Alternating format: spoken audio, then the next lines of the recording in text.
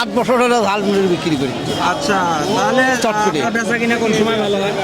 বেচা কেনা আপনি আমার শুক্রবার করে বেচা কেনা ভালো হয়।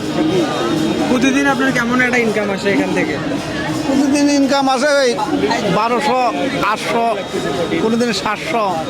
এটা আপনি মালের উপর। সবসময় এরকম বেচা কিনা হয় না মেলার সময় না, বেচা কিনা? সব সময় বেচা কেনা হয়।